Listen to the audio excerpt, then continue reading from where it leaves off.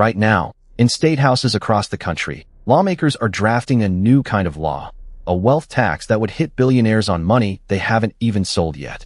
Every time one of these bills gets introduced, it makes headlines for a week and then quietly dies. Not because nobody wants it to pass, because almost nobody understands what it's actually up against. It's not a person you'd be taxing.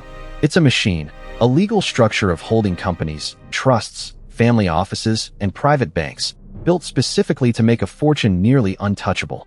Tonight, we're taking that machine apart, piece by piece. Not the tax tricks, the actual architecture underneath them, the parts nobody ever shows you. Here's what most people get wrong. A billionaire's fortune isn't sitting in a bank account.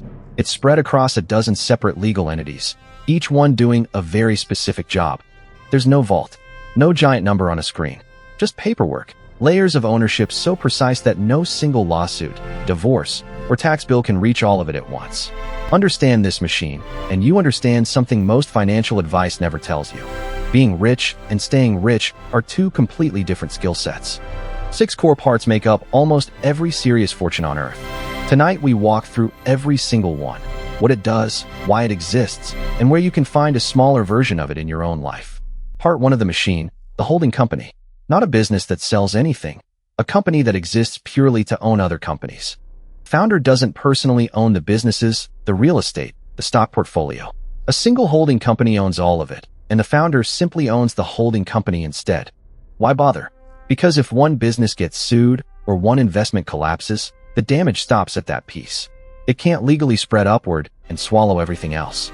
It also makes the fortune portable. Assets can move between entities under the same umbrella with far less friction, far less tax exposure, and far less public visibility than moving them personally ever would. Consider a tech founder worth tens of billions. Search public records for assets in his own name, and you'll find surprisingly little, a house or two, maybe a car.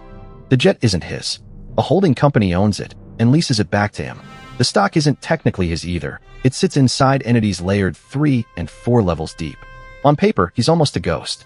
In reality, he controls a machine worth tens of billions, quietly humming along, mostly invisible to anyone just Googling his name. That's not hiding money. Everything is filed, disclosed, legal. It's just organized in a way that makes who owns what a far harder question than it sounds. Part 2, the dynasty trust. If the holding company is the machine's engine, the trust is its armor, a legal wall built to survive the owner's death entirely.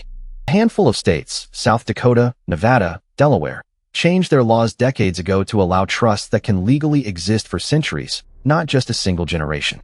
Some of these trusts are legally permitted to run for 1,000 years or more. Long after everyone alive today is gone, the trust keeps functioning exactly as designed. Assets inside it are never technically inherited in the traditional sense. Control simply passes to the next trustee, generation after generation, without the assets ever fully changing legal hands. Because nothing is ever fully owned by any one person at any one time, there's no single moment for the estate tax, a lawsuit, or a messy divorce to grab hold of. Part 3, the family office. Once a fortune crosses roughly $100 million, families stop hiring outside advisors and start building their own private company instead. Its only client is the family. Lawyers, accountants, private bankers, real estate managers, even household staff, all employed directly by the fortune itself. More than 4,000 single-family offices now operate worldwide, quietly managing trillions of dollars that never show up on any public balance sheet, anywhere. It's not a bank branch you can walk into. It's a private, permanent institution built to outlive the person who started it and to run the machine long after they're gone. Consider a founder who built one of the largest fortunes of the last century, then quietly established a family office years before his death, staffed with professionals who'd outlast him by decades. When he died, nothing froze. No scramble, no fire sale, no chaos. The office simply kept running the machine exactly as it had been running it the entire time. To the outside world, almost nothing changed. That seamlessness isn't an accident. It's the entire point of building the office years before you think you'll actually need it. Part 4, the private bank. Not the branch on your corner. An entirely different tier of banking most people never even see advertised. Entry often starts around $10 million in investable assets. Below that line, you simply don't get access, no matter how politely you ask. What do you get for it? Loans against stock at rates far below what any normal borrower could ever qualify for. The exact fuel the borrow instead of sell strategy runs on. You also get discretion. Private banks in Geneva, Zurich, and Singapore have built entire reputations on moving large sums quietly, legally, without a single headline attached. It isn't a transaction. It's a decades-long relationship. The same banker, sometimes the same family of bankers, serving the same family for 2 or 3 generations running. Part 5. The Foundation. On paper, it looks like pure generosity. Underneath, it's one of the most effective pieces of the entire machine. Donate appreciated stock directly into a foundation, and the capital gains tax on that stock simply never triggers, while the deduction lands immediately, the same year.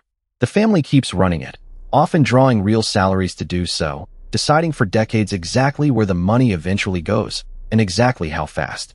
Generosity and strategy folded into the same legal document. In the world of the ultra-wealthy, pulling those two things apart is almost never possible. Part 6. And the quietest of them all, a specialized insurance wrapper that lets an entire investment portfolio grow completely untouched by tax, sometimes for decades at a stretch. It isn't life insurance the way most people picture it. It's closer to a legal shell, investments held inside a policy structure specifically because policies get treated differently under the tax code. Private placement life insurance, as it's known inside the industry, can hold hedge funds, private equity, almost anything, all compounding quietly behind the wall of an insurance contract. When the policy eventually pays out, it often does so with little to no tax owed at all.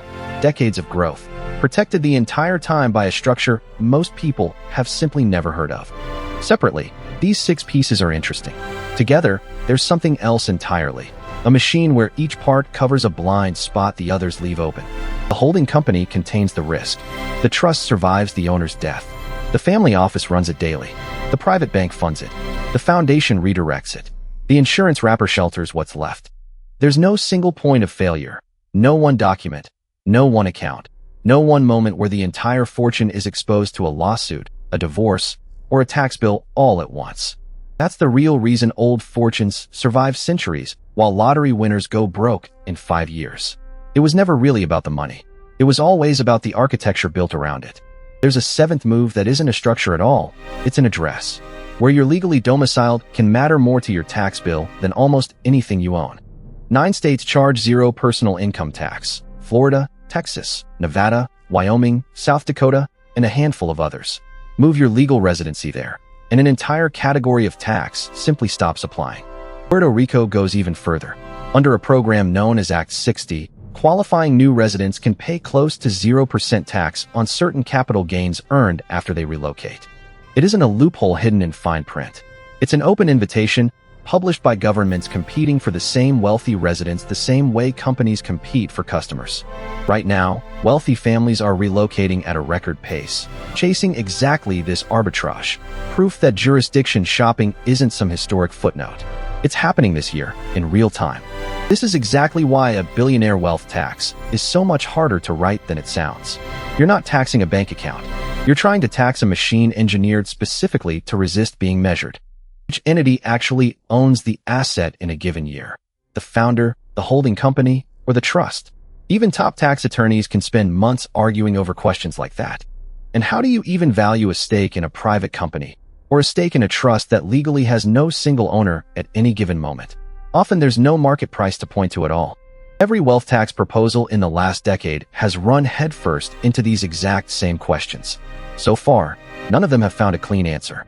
Consider one American family whose fortune has survived not 1, but 3 separate major estate tax increases across the 20th century, each one specifically designed to break up fortunes like theirs.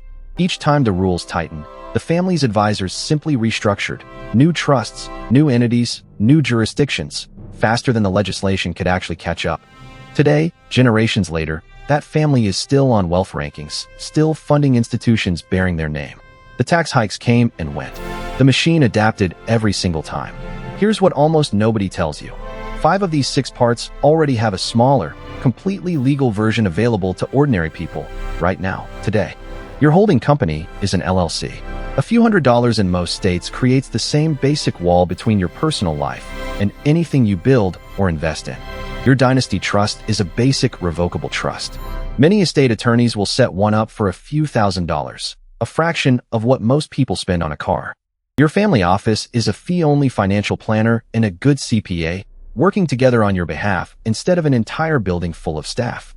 Your private bank loan is a home equity line of credit, borrowing against an asset you already own instead of selling it and triggering a taxable event. Your foundation is a donor-advised fund. Some can be opened with as little as $5,000, giving you the same upfront deduction on appreciated stock. The tools aren't secret. They're just never explained together as one connected system, which is exactly why almost nobody ever builds their own miniature version of the machine. Consider an ordinary small business owner, nowhere near a billionaire, who spent 4 years building exactly that: an LLC for the business, a revocable trust for the house, a donor-advised fund for giving. None of it cost more than a few $1,000s total. None of it required a private jet or a Swiss banker. Just patience and a handful of appointments most people simply never book. When a lawsuit hit the business years later, it stopped cold at the LLC.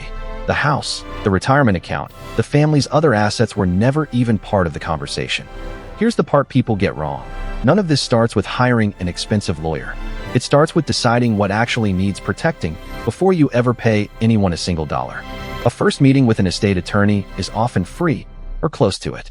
The real cost only begins once documents actually get drafted, and by then, you already know exactly what you need.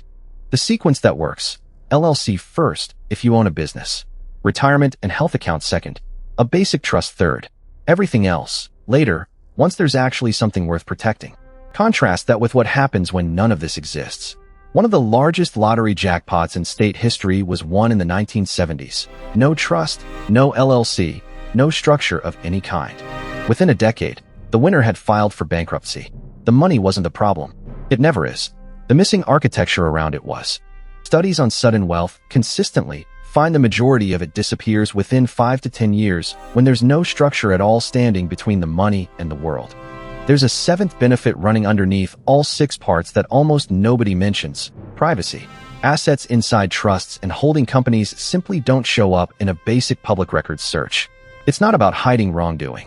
It's about not becoming a target for lawsuits, for scams, for every stranger who discovers exactly what you're worth and decides to act on it. Wealthy families have known this for generations. The less visible the machine, the fewer people ever think to test its walls in the first place. So back to those state house bills from the opening. The real question was never, should billionaires pay more? It's, can any law actually reach a machine built specifically not to be reached? So far, the honest answer is, barely. Every proposal gets rewritten, watered down, or quietly shelved once it collides with exactly the 6 parts we just walked through.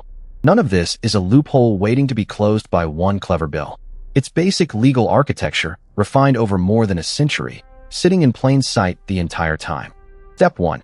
If you own a business or side income of any kind, get an LLC before you get anything else. It's the cheapest, fastest piece of the entire machine to build. Step 2. Max out every tax-advantaged account available to you first: retirement, health savings, education. These are the trusts ordinary people are already legally allowed to use. Step 3. Once you own a home or meaningful savings, get a basic revocable trust. A few $1,000s now can save your family months of court process later. Step 4. Build your own tiny family office. One good CPA, one fee-only planner, working together instead of you guessing alone at every single decision. Step 5. Think in decades, not paychecks. Every family in this video that kept its fortune did it by building something meant to outlast them, on purpose, years in advance. None of it happens in a weekend. It didn't for any of these families either. It happened one boring, legal, unglamorous document at a time, patiently, for generations. So here's the real takeaway. A billionaire isn't just a person with a big number attached to their name. They're the visible tip of a machine built specifically to protect that number. 6 parts: a holding company, a trust, a family office, a private bank, a foundation, an insurance wrapper, working together, quietly, for generations most of us will never even meet. And now you know something most people never will. Smaller versions of nearly every single piece are already legally available to you, starting with a document that costs less than your phone. The lawmakers drafting those wealth tax bills understand the machine better than almost anyone. That's exactly why it's taken them this long to even lay a finger on it. The real secret was never that billionaires cheat. It's that they build, quietly, patiently, one legal entity at